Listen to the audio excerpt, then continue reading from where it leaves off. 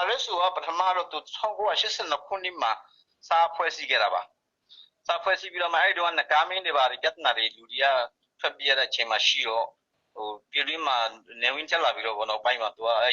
ပြဿနာတွေလုတ်တော့ဒါကိုသူတို့ကလက်နက်ကင်တော်လိုင်းမှာဖြစ်မဲ့ဆိုရဲတွေးခင်းသူတို့လုတ်ခဲ့ဘူးလေရှေ့ကလူကြီးဘောနော်ကြားမှာအဲ့သူတို့ကြီးချက်ကတာပါပဲကျွန်တော်တို့ကလည်းဒီနေမှာလည်းကျွန်တော်တို့ခွင့်ရမယ်ကျွန်တော်တို့လွတ်လပ်ကိုယ်ပိုင်ခွင့်ရှိရမယ်ကျွန်တော်တို့လွတ်လပ်သွားလာပိုင်ခွင့်ရှိရမယ်လွတ်လပ်ကိုယ်ပုံပိုင်ခွင့်ရှိရမယ်အခွင့်အရေးရမယ်ဆိုကြီးကျန်တဲ့ဖွဲ့စည်းခဲ့တာပါအဲ့ဒီနောက်ပိုင်းမှာကျတော့သူတို့အစ္စလာမစ်တွေဖြစ်တယ်ဘာဖြစ်တယ်ညာဖြစ်တယ်ဆိုပြီးနာမည်ပြအောင် propaganda တွေလုပ်ပြီးတော့မှလူတွေရဲ့အမြင်မှာသူတို့မြန်မာနိုင်ငံသားတွေရဲ့အမြင်မှာတမျိုးဆောင်ဖြစ်အောင်ဖန်တီးပြီးမှဝါဒဖြန့်ခဲ့တာတွေရှိပါတယ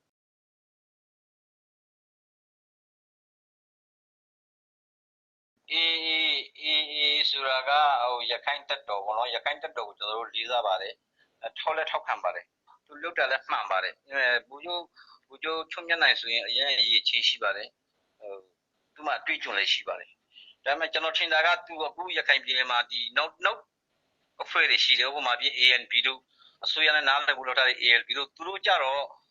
အစိုးရတော့ဒီစစ်ချမ်းဘက်ကောင်စီနဲ့ပေါင်းပြီးတော့နော်အခုသူတို့က AA ကိုအသုံးချဖို့အတွက်ကျွန်တော်တို့နဲ့ချဖို့အတွက်ကိုသူလုပ်နေတ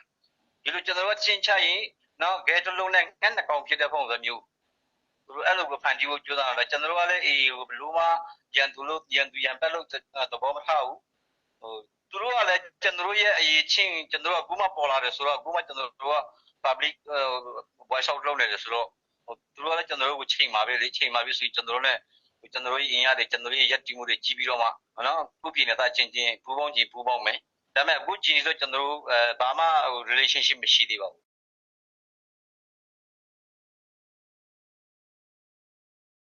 ပေါင်းဆုံးမျှော်လင့်ထားပါတယ်သူတို့ကတော့ဘူကျုပ်ထွန်းမြတ်နိုင်ရနားလည်တဲ့ပုံစံပြောဖြစ်ပါလားအရေးချင်းရှိတဲ့ပုံစံမျိုးဖြစ်ပါတယ်သူပြည်နေထဲမှာရှိတဲ့လူတွေအားလုံးနော်ပူပေါင်းလက်တွေ့ပြီးဆောင်ရွက်သွားမယ်လက်တွေ့ပြီးတော့မှကိုလူတွေကောင်းစားရေးကိုပြည်နေရေးကောင်းစားရေးတွေကိုစဉ်းစားမယ်ဆိုလို့ရှိရင်သူစကားပြောပါလိမ့်မယ်လို့ယုံကြည်ပါတယ်ကျွန်တော်တို့ ਨੇ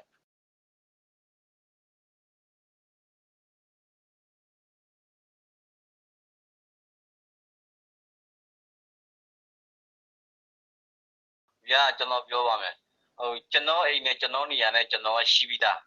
နော်ကျွန်တော်လူမျိုးနဲ့ကျွန်တော်ရှိပြီးသားကျွန်တော်ယဉ်ကျေးမှုနဲ့ကျွန်တော်ရှိပြီးသားဘယ်သူစီမလဲတည်မပြုစီရမလို့ဘူးဘယ်သူကဘယ်ကိုရွှေ့ပါလဲပြောစီရမလို့ဘူးကျွန်တော်တို့ကနိုင်ငံတစ်နိုင်ငံထဲမှာနေတယ်ဆိုရင်ကျွန်တော်သဘောနဲ့ကျွန်တော်ကြိုက်တဲ့နေရာမှာနေပိုင်ခွင့်ရှိတယ်နော်အဲ့ဒါကိုကြတော့ကျွန်တော်တို့မှာပဲဒီလိုမျိုးဆုံးဖြတ်ကျွန်တော်တို့လည်းပတ်သက်ပြီးဒီလိုပဲဆုံးဖြတ်မယ်ဒီလိုပဲလုပ်မယ်ဟိုလိုပဲလုပ်မယ်အဲ့ဒါတွေပြောတာတွေကတော့ကျွန်တော်တော်တော်လေးရည်စရာတော့ကောင်းပါလေဗျာဒါတော်တော်လေးရည်ဖို့ကောင်းတယ်နော်ကျွန်တော်လည်းရည်တာပေါ့ဒါမျိုးတွေကြတော့ဒါဒီလိုပြောခြင်းဟာလူမျိုးတစ်မျိုးရဲ့သူရဲ့ရပိုင်ခွင့်နဲ့သူရဲ့ဒီနိုင်ငံသားအဆင့်အပေါ်မှာအခြားလူမျိုးတစ်မျိုးကသူရဲ့ကံကြမ္မာကိုဆုံးဖြတ်မယ်ဆိုတဲ့ပုံစံကြီးပါပဲဒါကျွန်တော်တို့လုံးဝလက်မခံပါဘူးနိုင်ငံတော်မှာအုပ်ချုပ်တဲ့လူတွေရောတိုင်းသူပြည်သားတွေအားလုံးမှာသူတို့မှာဥပဒေကိုနားလေတဲ့နော်လူမှန်တွေပညာရှင်တွေရှိတာပါပဲသူတို့အဲ့လိုပြောတဲ့စကားအပေါ်မှာသူတို့ကဘလို့နားလေဦးဘယ်လိုဖြေကြပေးမလဲဒါလည်းကျွန်တော်တို့စောင့်ကြည့်ဖို့တခြားနိုင်ငံသားတွေကလည်းဘယ်လိုပြောမလဲဆိုတာကျွန်တော်တို့ရင်စောင့်ကြည့်အောင်ပဲလေ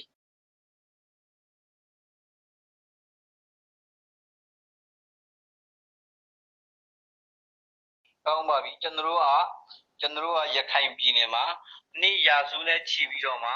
ှအခြေချနေထိုင်လာတဲ့လူမျိုးဖြစ်ပါတယ်ကျွန်တော်တို့ရဲ့အဲ့ဒီမြေသား original up origin တွေဖြစ်ပါတယ်ကျွန်တော်တို့ပဲအဲ့ဒီ data ကိုပိုင်ဆိုင်တာပါအဲ့ဒီ data ဟာဒီပြည်မြန်မာနိုင်ငံရဲ့အစစ်အပိုင်းဖြစ်တဲ့ကျွန်တော်တို့ကလည်းအဲ့ဒီ data ရဲ့တိုင်းရင်းသားတွေဖြစ်တဲ့အနေနဲ့မြန်မာနိုင်ငံရဲ့တိုင်းရင်းသားဖြစ်ပါတယ်ဦးနေဝီမတိုင်ခင်144မျိုးတိုင်းရင်းသားလူမျိုးတွေမှာပါပါတယ်နော်အဲ့မတိုင်ခင်ကတည်းကလည်းကျွန်တော်တို့တိုင်းရင်းသားအနေနဲ့ကျွန်တော်တို့ရပိုင်ခွင့်တွေအကုန်လုံးကျွန်တော်တို့ရရှိခဲ့တယ်ကျွန်တော်တို့မေးပေးခဲ့တယ်ကျွန်တော်တို့မှာရုပ်ကုတ်ဝက်တူရုပ်ကုတ်တင်ခံရတဲ့ကျွန်တော်တို့ရဲ့ပါလီမန်လွှတ်တော်အမတ်တွေရှိတယ်ဦးနေဝင်းကမှလည်းရှိတယ် KSS မှာရှိတယ်နော်ကျွန်တော်တို့ရတင်ရထိုင်တဲ့မပွင့်နေကျွန်တော်တို့မှာရှိတယ်အတမဝန်ကျန်းကျောင်းကိုလည်းကျွန်တော်တို့တက်နိုင်ခဲ့တယ်လွတ်လပ်သွားလာနိုင်ခဲ့တယ်ဒီနာဝထဆိုရမှာ135မျိုးလောက်လိုက်တဲ့ဟာကြီးကဘယ်လိုလုပ်ပြအတည်ဖြစ်သွားလဲသူတို့ကမရှိဘူးဆိုတိုင်းကဒါကြီးမင်းနေတာတက်မှတမိုင်းကိုလိမ်ပြီးတော့မှဖန်တီးပြီးတော့မှသူတို့လိုချင်တဲ့အခွက်ကိုလုပ်နေတာနောက်တစ်ချက်ကကျွန်တော်ပြောသလိုပဲလေဒီဘင်္ဂလားဒေ့ရှ်ရဲ့ဒီစစ်တကောင်း ဒီစီကောင်းနေတာရခိုင်ဒေသမှာနိရဆွနဲ့ချီပြီးရှိအစေပိုင်းတစ်ခုအနေနဲ့ရှိခဲ့ဘူးလေလူမျိုးကလည်းအဲ့ဒီလူမျိုးတွေပဲရခိုင်လူမျိုးရိုဟင်ဂျာလူမျိုးတွေဟိန္ဒူလူမျိုးတွေနော်မလို့တဲ့တက်တဲ့တိုင်းနဲ့တွေအကုန်လုံးဟိုဘက်ဒီဘက်ကူးလူနေတာနော်ဘော်ဒါမရှိရဲ့ဘယ်ဒီမှာဘော်ဒါဘယ်လောက်ကြာလို့လဲဒီဘော်ဒါကြီးကိုအကြုံပြုပြီးတော့မှကျွန်တော်တို့ဒီဟာကြီးပြောနေတာဟာကြီးကြတော့သူတို့ကလုံးဝဒါဟိုနိုင်တယ်ဆိုပြီးလုပ်နေတာဗလက်နဲ့အကူနဲ့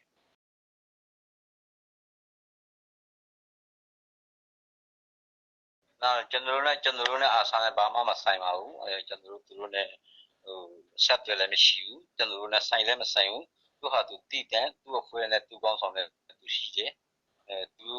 တို့ဟာကသူတို့ကျွန်တော်တို့ဟာကျွန်တော်တို့တည်တံပါအခုအရင်ကတည်းကအောက်ရှိတဲ့အုပ်စုဒါပေမဲ့ကျွန်တော်တို့ကြားမှာလက်နက်တွေကိုဆုံးပြီးတော့မှဟို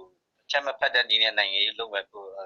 လုပ်ရှာမယ်ဆိုပြီးတော့မှကျွန်တော်တို့အဲ့လိုလုပ်ခဲ့တယ်အခုကြတော့နောက်ဆုံးမှမရတော့ဘူးနောက်လမ်းစားမရှိတော့နိုင်ငံတော်တရားအများမြင်ကြထိုင်ပါပဲဆက်ပြီးတော့မှကျွန်တော်တို့ရှင်းတာဘို့အတွက်ဟိုလမ်းကြောင်းမရှိတော့တဲ့ချိန်တော့နောက်ဆုံးမှပြန်ပြီးတော့မှမူလလိုင်းဟောင်းကိုကျွန်တော်တို့ပြန်ရောက်တော့တာပါဒါဟိုအဆနဲ့ဘာမှမဆိုင်